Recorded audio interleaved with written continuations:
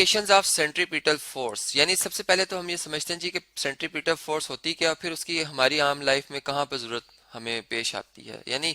चले अगर हम यूं कहें कि एक कोई पर्सन है और उनने एक ऑब्जेक्ट को अपने गिर्द गोल घुमाना है, तो वो कैसे घुमा सकते हैं जी कि वो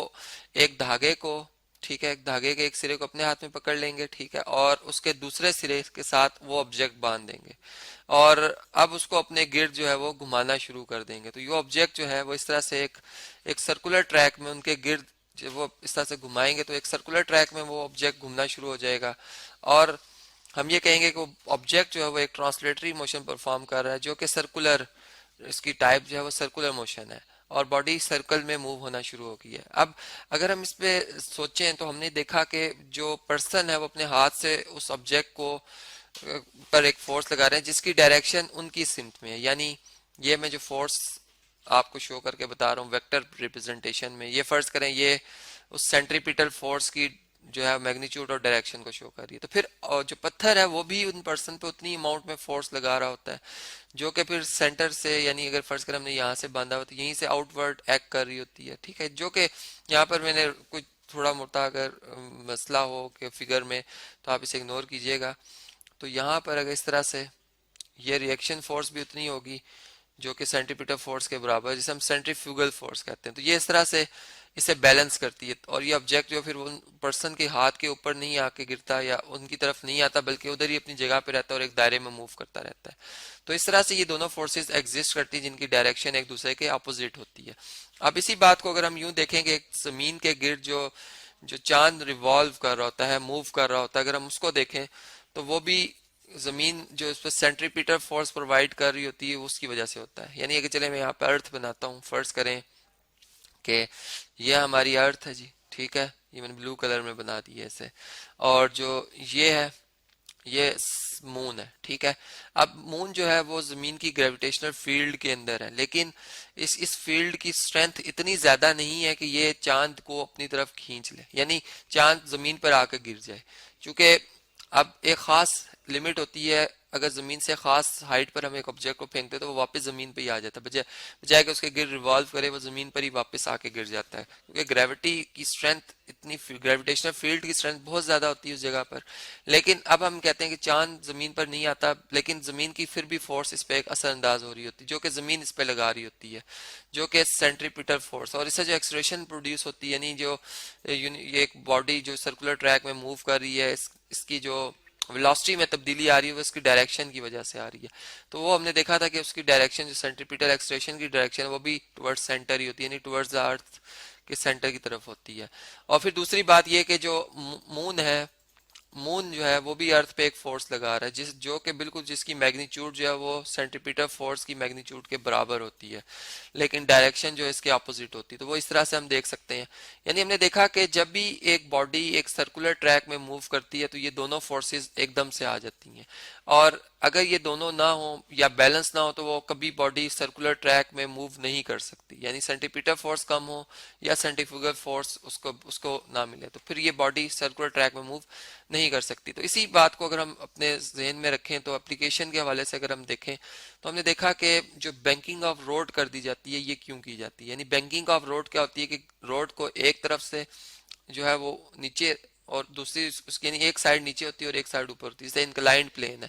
इस तरह से उसको बना दिया जाता है। अब ये ऐसा क्यों बनाया जाता है, अब इसके रीजन को जरा हम सोचते हैं। यहाँ पर देखें कि हमने देखा कि एक जो स्ट्रेट रोड है, ये इस तरह से एक स्ट्रेट रोड है जिसपे कि एक कार अगर मूव कर रही है, ठीक है, ये फर्ज करें एक कार है, यहाँ पे मैं एक कार बनाता हूँ जी, ये कार मूव कर रही है। अब ये बड़ी आसानी से इस पे मूव कर सकती है और अपनी एक वेलोसिटी जो मेंटेन कर सकती है। यानी हम ये जानते हैं कि इस टाइम इसका वेट डब्ल्यू जो है वो डाउनवर्ड एक्ट कर रहा है जो कि mg के बराबर है। तो नॉर्मल रिएक्शन ऑफ द जो सरफेस है, यानी जो रोड है, उसने उसको बैलेंस किए हुए है और वो आर है जो कि ऊपर की डायरेक्शन में जो कि बैलेंस्ड है। और बॉडी पर अगर हम देखें तो इसके इंजन की एक फोर्स लग रही है जो कि ये जो कांटेक्ट फोर्स है इसके टायर और रोड के दरमियान, वो उस ग्रिप से ये इंजन जो है फोर्स लगा, यानी इंजन जो फोर्स लगाता है वो फिर टायर पर जाती है, और टायर जो है वो रोड के दरमियान और जो टायर के दरमियान एक ग्रिप होती है उससे वो उस रोड को पीछे धकेलते हैं, और रोड फिर इसको आगे रिएक्शन के तौर पर धकेलती है, तो फिर ये गाड़ी मूव हो रही होती है। यानी एक्शन एंड रिएक्शन भी हम यहाँ पर देख सकते हैं। यानी फ्रिक्शन जो मोशन के दौरान मुसलसल असरअंदाज हो रही होती है वो काइनेटिक फ्रिक्शन होती है, जिसकी डायरेक्शन बैकवर्ड होती है। और इंजन जिसमें एक मोशन क्रिएट कर रहा है या एक्सलरेशन प्रोड्यूस करता है उसकी डायरेक्शन जो है वो फॉरवर्ड होती है। तो ये बात तो हम जानते ही हैं। अब ऐसा है कि अगर आगे एक क्विक यू टर्न आ जाए, यानी एक इस तरह का एक यू टर्न आ रहा है, फर्ज करें अब गाड़ी को यहाँ से अगर मूव करना है, तो हम जानते हैं कि ये जो यू टर्न आ रहा है इसका ये एक सर्कुलर फॉर्म में ट्रैक है, ठीक है। और यहाँ पे सेंटीपीटल फोर्स जो है वो उसको गाड़ी को रिक्वायर होगी। अब गाड़ी अगर अपनी खास स्पीड से आ रही है, और अगर हम इस फार्मूला को अपने मद्देनजर रखें सेंटीपीटल फोर्स का, जो कि mv²/r होता है, तो इधर से हम देख सकते हैं कि रेडियस कम होगा तो सेंटीपीटल फोर्स बहुत ज्यादा चाहिए होगी, या सेंट्रीफ्यूगल फोर्स बहुत ज्यादा होगी, क्योंकि सेंट्रीफ्यूगल फोर्स का जो फार्मूला वो भी सेम यही होता है, लेकिन उसमें मैग्नीट्यूड की यानी मैग्नीट्यूड सेम होती है, लेकिन डायरेक्शन चेंज होने की वजह से हम नेगेटिव साइन पुट कर देते हैं। तो वो चलें, यहाँ पर मैं आपको समझा ही रहा हूँ कि आप देख सकते हैं। तो अब आप अगर यहाँ पे देखें कि कार जब इस जगह पे पहुंचेगी, यहाँ पे पहुंचेगी, तो अब यहाँ पर उसको इस अगर ट्रैक में मूव करना है और एक खास स्पीड से मूव करना है, तो सेंटीपीटल फोर्स की डायरेक्शन उसको चाहिए जो कि इनवर्ड होनी चाहिए, जो कि गाड़ी अपने टायर और रोड से हासिल करेगा, और उसकी डायरेक्शन जो है वो towards the centre of the track होगी, जिसका रेडियस मैंने आर शो किया हुआ है। लेकिन होता ऐसा है कि अगर गाड़ी अपनी यानी उसमें ये इतनी ग्रिप नहीं होती उसके रोड और टायर के दरमियान, तो वो सेंट्रीफ्यूगल फोर्स तो उतनी अमाउंट में एग्जिस्ट कर ही रही है, क्योंकि स्पीड तो गाड़ी की है, तो वो उसको बाहर की तरफ धकेल रही है उतनी फोर्स में।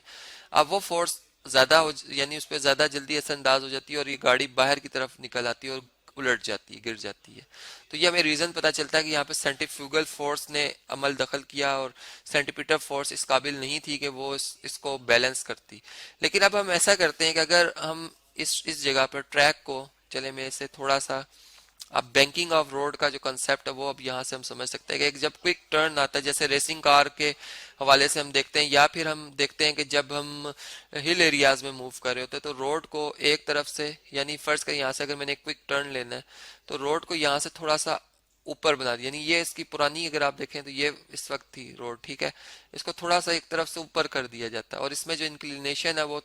बना दी जाती है एंगल थीटा के वाले से। यानी अब रोड यहाँ से थोड़ी सी ऊपर है, बेंड हुई हुई, इस तरह से ऊपर की तरफ हुई हुई, इंक्लाइंड हुई हुई है। और अब हमारा जो ट्रैक है वो इस तरह का है, ट्रैक है, ठीक है। यानी यहाँ जहाँ तक ये सर्कुलर ट्रैक रहता है, रोड इस तरह से ऊपर ऊपर है, और फिर यहाँ से आके बिल्कुल ये स्ट्रेट हो जाती है। अब ये ऐसा क्यों किया जाता है, अब हम इस बात को यहाँ से समझते हैं। यानी ये फर्ज करें कि हमने इंक्लाइंड प्लेन यहाँ पर लिया जो एंगल थीटा बना रहा है, और कार जो है इस वक्त, फर्ज करें कि कार अगर हम देख रहे हैं, उसका फ्रंट देख रहे हैं कि ये इस तरह से हमें नजर आ रहा है जी, ये इसकी बॉडी है, ठीक है। एक रेसिंग कार को ही बना लेते हैं, यहाँ पर रेसिंग कार कुछ इसी शेप की होती है, ठीक है। ये इस तरह से इसका फ्रंट होता है, यहाँ से ये ड्राइवर की सीट हमें नजर आ रही है, ठीक है। अब इसका जो वेट है रेसिंग कार का अगर हम वो देखें, तो ये यहाँ से सेंटर से downward toward the earth act कर रहा है, ठीक है। जबकि फ्रिक्शन जो है टायर और रोड के दरमियान वो ऊपर की तरफ है, ठीक है, नहीं तो गाड़ी तो इस तरह से जमीन की तरफ ही नीचे गिर जाए, ठीक है। अब ऐसा है कि ये फ्रिक्शन ऊपर की तरफ है, जिसे मैं एफ कह रहा हूँ। और दूसरी बात यह है कि जो नॉर्मल रिएक्शन होता है अर्थ यानी सरफेस का और बॉडी का, वो परपेंडिकुलर टू द, यानी हम कहते हैं कि वो सरफेस जो है परपेंडिकुलर नॉर्मल रिएक्शन होता है सरफेस के साथ। तो ये सरफेस अगर इस तरह से, तो ये आप देख सकते हैं ये इसका नॉर्मल रिएक्शन, जिसकी मैग्नीट्यूड जो है वो यहाँ पर इस वेट के बराबर होती है, ठीक है। अब यहाँ पर अगर हम देखें तो ये जो सरफेस है वो कुछ इस तरह से है, ठीक है। यानी ये रिजॉल्व हुई हुई है, इसके हमें यानी ये डिस्ट्रीब्यूट हुई हुई है, इसका कुछ फैक्टर जो है या कुछ इसका हिस्सा एक्स एक्सिस के लॉन्ग लग रहा है, कुछ इसका हिस्सा वाई एक्सिस के लॉन्ग लग रहा है। अब हम उसको अगर रिजॉल्व करना चाहें, तो यहाँ से एक्स कंपोनेंट और वाई कंपोनेंट के लिए इस तरह से हम दो म्यूचुअली परपेंडिकुलर लाइंस जो है वो ड्रॉ कर सकते हैं, ये एक्स के लिए है और ये वाई के लिए। तो यहाँ से हम देख सकते हैं कि जो वेट के अगर बिल्कुल मैंने इसी को एक्सटेंड किया, तो ये इस नॉर्मल रिएक्शन ने कितनी रोटेशन इसमें आई है जी, एंगल थीटा ही रोटेशन आई है इसमें, ठीक है। और अब अगर यहाँ से ये इस तरह से हम देखें, तो ये हेड टू टेल रूल के मुताबिक एक कंपोनेंट इसका अलोंग इस वेट के अपोजिट डायरेक्शन में होगा, इसे वाई एक्सिस में कह सकता हूँ, ठीक है ये, और एक होगा इसका एंगल थीटा के सामने वाला, जो कि ये आ रहा है आपके सामने, ठीक है, ये हेड टू टेल रूल के मुताबिक। तो ये टुवर्ड्स द सेंटर इसकी डायरेक्शन, जो कि इसे निस्सेसिव सेंटीमीटर फोर्स प्रोवाइड कर रहा है। अब ये जो एंगल के सामने, इसलिए से मैं इसका एक्स, इसको मैं यानी ये थीटा के सामने जो साइड होती है ये बेसिकली परपेंडिकुलर होती है, लेकिन ये एक्स एक्सिस के डायरेक्शन के साथ पैरेलल है, ऐसे मैंने एफ एक्स का इसे, और ये एफ वाई है। जबकि या आर वाई कर लेते हैं, चूंकि आर हमारा जो हमारी जो फोर्स है वो आर एक्स है और आर वाई आएगी। यहाँ पर हम लिखेंगे आर एक्स और यहाँ पे लिख देंगे आर वाई। अब जो आर एक्स कंपोनेंट है इस फोर्स का, ये नेसेसिटी सेंटीमीटर फोर्स प्रोवाइड कर, और अगर हम यहाँ पर रिजॉल्व कर दें कंपोनेंट्स इस नॉर्मल रिएक्शन के, तो आप देख सकते हैं कि ये थीटा के सामने वाली साइड परपेंडिकुलर है, ये एडजेसेंट साइड है जी बेस, और ये वाली साइड जो ये हाइपोटेन्यूज साइड है। तो आप यहाँ से अगर ट्रिग्नोमेट्रिक रेशियो की मदद से अगर देखें तो साइन ऑफ थीटा किसके इक्वल होता है जी, perpendicular side over hypotenuse side के, जबकि कोसाइन थीटा जो है ये किसके इक्वल होता है जी, ये बेस साइड, यानी रेशियो होती है base side over hypotenuse side के। तो यहाँ से अगर इनकी वैल्यूज को इसमें लिख दिया जाए तो साइन थीटा किसके इक्वल आ जाएगा जी, साइन थीटा इक्वल टू आ जाएगा, परपेंडिकुलर साइड है आर, ये देखें आर, यहाँ पर अगर आप देखें तो परपेंडिकुलर साइड है एंगल थीटा के सामने आर एक्स, ठीक है, ओवर आर। तो यहाँ से मैग्नीट्यूड फॉर्म में अगर हम देखें तो आर एक्स जो है वो इक्वल टू आ जाएगा आर साइन थीटा के, यानी इस नॉर्मल रिएक्शन का वो कंपोनेंट जो कि एक्स एक्सिस के लॉन्ग, या जो सेंटर जिसको हम कहते हैं सेंटर ऑफ द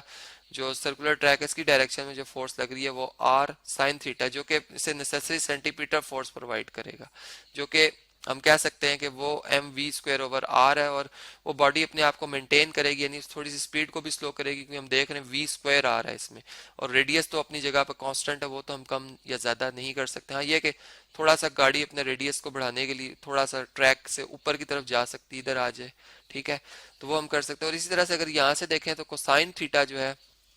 ये, अगर कॉस थीटा जो है ये किसके इक्वल होता है, बेस साइड। अब बेस जो है एडजेसेंट साइड है, जो कि आर वाई बनती है एंगल थीटा के साथ, जो हम जुड़ी हुई साइड है ये, अगर आप देखें ये नॉर्मल है, ठीक है, 90 का एंगल है, इसके सामने ये पर ऑरेंज कलर में जो है ये तो हाइपोटेन्यूज है। तो ये आप इस तरह से अगर यहाँ पे देखें तो आपको ये बातें समझ आएंगी। तो अब अगर हम यहाँ पर मैं एच ही लिख देता हूँ ताकि हाइपोटेन्यूज समझ आ जाए, तो ये अगर आप देखें तो बेस है आर वाई ओवर आर, तो यहाँ से y कंपोनेंट जो फोर्स आएगी वो हमारे पास r कोसाइन थीटा है, जो कि बॉडी बैलेंस कर देगी r कोसाइन थीटा किसके साथ जी, वेट के साथ, w के साथ, जो कि mg के इक्वल होता है। तो इस तरह से ये बैलेंस हो जाता है। जबकि फोर्स जो है फ्रिक्शन है, अगर इसके भी कंपोनेंट रिजॉल्व कर लें तो एक इसका एक्स एक्सिस के अलॉन्ग लग रहा है कंपोनेंट, ठीक है, और एक इसका y एक्सिस के अलॉन्ग लग रहा है। तो इससे भी हम यहाँ से इस फोर्स F जो स्मॉल f है फ्रिक्शनल फोर्स, इसके भी कंपोनेंट्स हम यहाँ से फाइंड आउट कर सकते हैं, और फिर देख सकते हैं कि कैसे ये हमारे मोशन को आसान बना देते हैं।